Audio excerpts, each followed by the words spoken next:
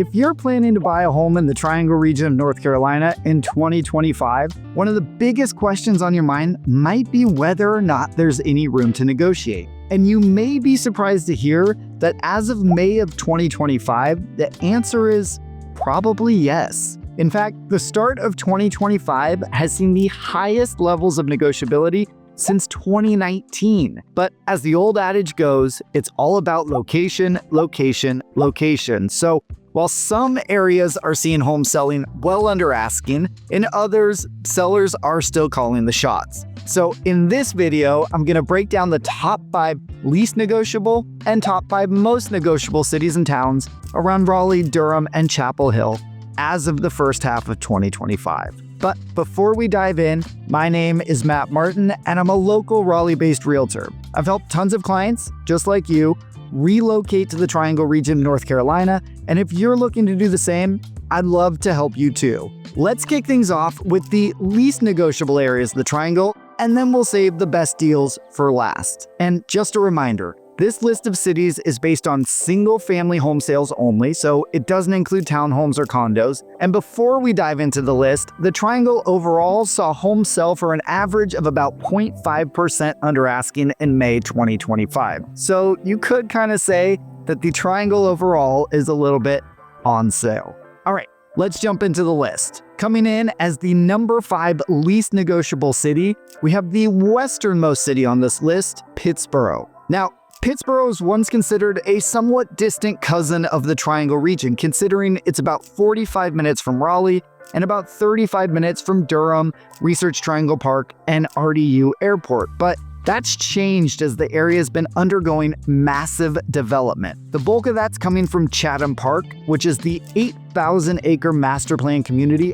already under construction that will eventually bring more than 20,000 new homes to Pittsboro. So it's going to completely transform this region. Because of this growth, there isn't much flexibility at all in Pittsboro. In fact, buyers on average paid exactly list price, which sits around $700,000. But what's interesting is that resale homes in Pittsboro are seeing mild flexibility, while new construction is actually averaging about 1.7% over list. So depending on what you're looking for, you may have a very different experience from one house to the next. Next up at number 4, we have Apex, which is one of the Triangle's hottest suburbs. Here, homes sold for just a teensy-weensy over asking, with a median sales price of about $715,000. Here, only about 20% of the homes are new construction, and they average nearly $100,000 more. So you actually see resale homes in established neighborhoods selling for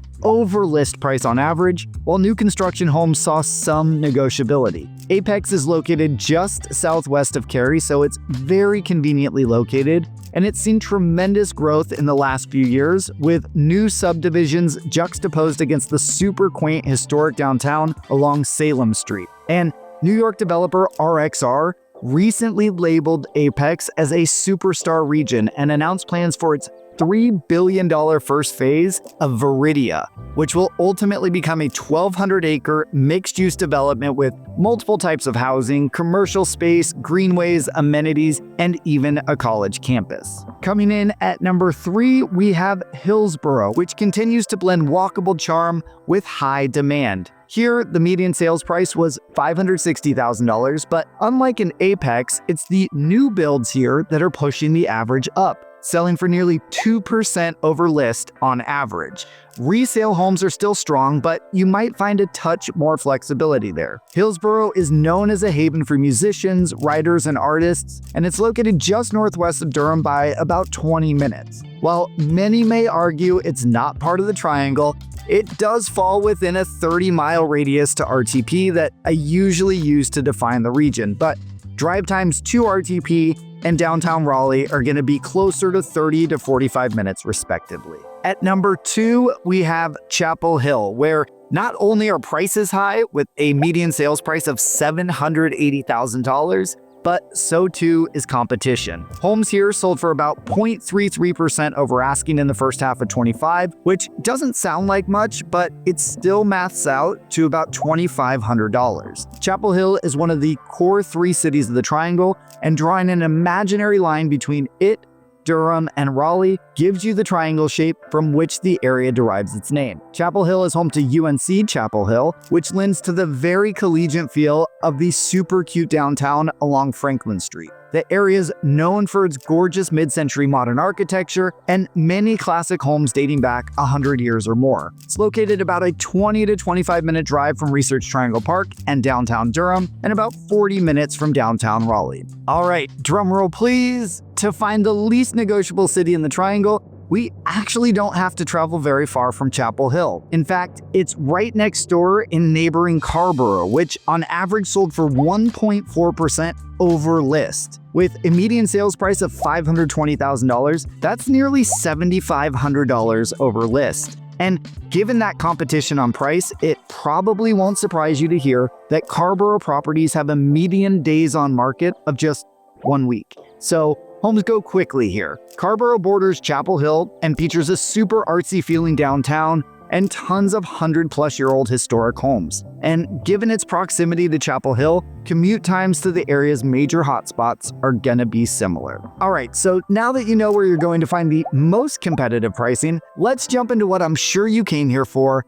and that's where can you find the most negotiability. To kick things off, we'll head to the southeasternmost part of the Triangle, down to Archer Lodge and Clayton in Johnston County. These cities, which I lump together because they're right next door to each other, offer a combination of rural character and rapid development. But even with all that new development and interest, you can still find great deals. With a median sales price of just $383,000, an average negotiability of about 1% off list price, that means buyers are saving about $3,600. About a third of the homes in this area were new construction, but interestingly, resale homes saw a slightly greater discount than new builds. Now, you won't find much in the way of big box shopping here, and you're gonna be at least a 30-minute drive away from downtown Raleigh, the airport, and RTP, but Clayton and Archer Lodge are great options for affordability without compromising on quality. Next up at number 4, we have everyone's favorite city to pronounce, Fuquay-Varina, which has seen explosive growth in the past decade. Much like Clayton, that rapid development doesn't mean buyers can't still find some good deals. With homes selling just under 1% below list price and a median sales price of $492,500, buyers are saving nearly $5,000 on average. Over half of all sales this year have been new construction, and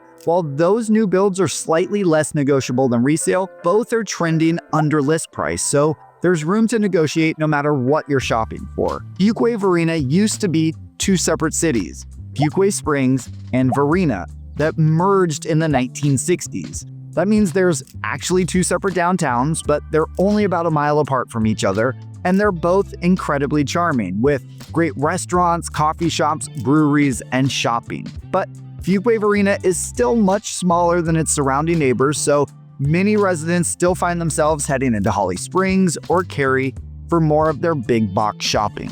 All right, coming in at number 3, we have the capital city of Raleigh, which may surprise some of you. Now, Raleigh is large, with over 1,800 homes sold in the first 5 months of 2025, so negotiability will really depend on where you're looking, price point, and the condition of the home. But overall, homes here are selling for about 1% below list, and both resale and new construction homes are averaging that same margin. With a median sales price of $545,000, that translates to nearly $5,500 in savings for buyers. While we saw savings at every price point, it was super interesting to see that the biggest savings happened at the two most extreme ends of the pricing spectrum. Homes under $500,000 saw about 1.6% in savings, and homes over $2 million saw about 1.7% in savings. The latter one, that doesn't really surprise me, but to see that there's still so much negotiability at the sub $500,000 level will be very encouraging for many buyers. Next up at number 2, we're heading to the easternmost part of Wake County,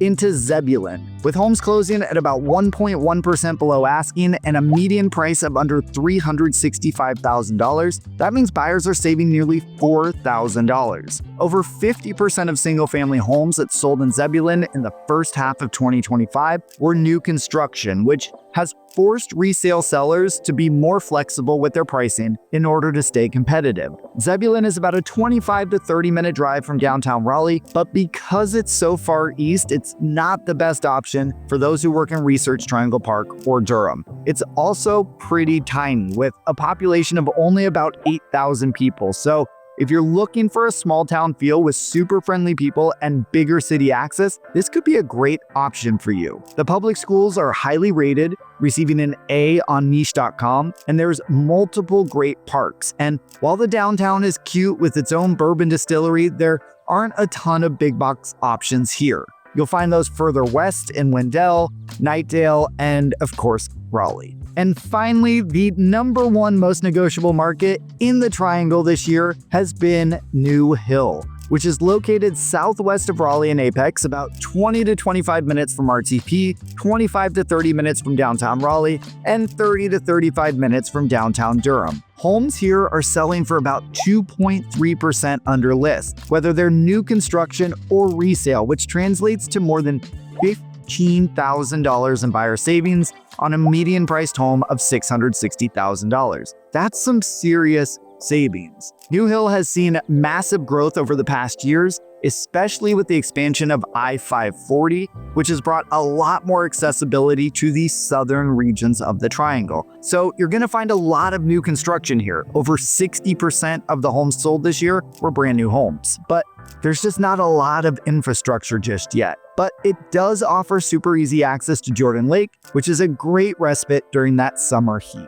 So what does this all mean if you're buying in 2025? Well, if your goal is to negotiate and find a deal, your best bets are areas like New Hill, Zebulon, and perhaps surprisingly, Raleigh, where buyers are still seeing meaningful price flexibility, often across both resale and new construction segments. But if you're eyeing homes in Carrboro, Chapel Hill, or Apex, you may want to be prepared to pay top dollar and move quickly. If you're ready to start your home search or just want to chat about your options here in the Triangle region of North Carolina, I'd love to be your guide. You can reach me by phone, email, or text, and you can find all my contact information in the link below or by scanning this QR code right here with your phone. And if you like this video, I have a whole catalog of others all about moving to, living in, and buying real estate in and around Raleigh, North Carolina. Here's another one here that you may like, so give it a click to keep on watching.